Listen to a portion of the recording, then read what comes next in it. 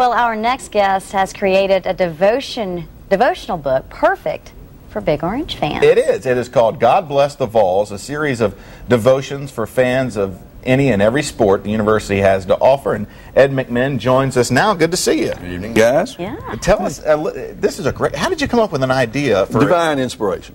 That's the truth. Well, yes, it is. It's, you know, it's a sort of a joke, but it's the truth also. I've been, for most of my life, I'm a pastor now, but I went into the ministry very late. For most of my life, I was a newspaper guy and a college teacher. I taught English and journalism, To Kill a Mockingbird, one of the great American novels, of course. And so when I went into the ministry, that love of English and writing stayed with me, and I was raised in Georgia. Always been a sports guy. I'm a college sports nut. And so the idea came to try to meld the two, college sports and our faith.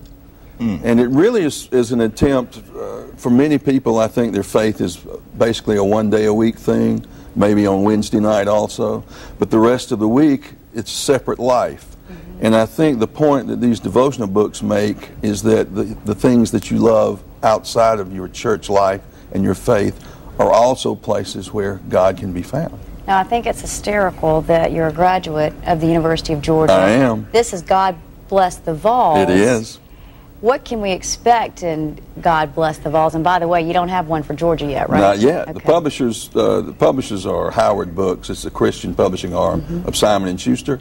And I pitched Georgia, and to be honest, I pitched Georgia and Auburn. But they wanted Tennessee and Alabama. Traditionally, Tennessee and Alabama sell a lot of collegiate merchandise. Okay. And how did you find the stories? Because you start off with a Bible verse and then a devotion, and then you have these stories. Well, research, many of them came from books that had been written, plugged some of those, and then some newspaper stories and that sort of thing. But I looked for stories that were unusual. For instance, the story of Richmond Flowers racing a racehorse at a county fair, stories like that. Right. The old coach Ray Mears coming up with a strategy so good that the NCAA had to change collegiate basketball rules because of it.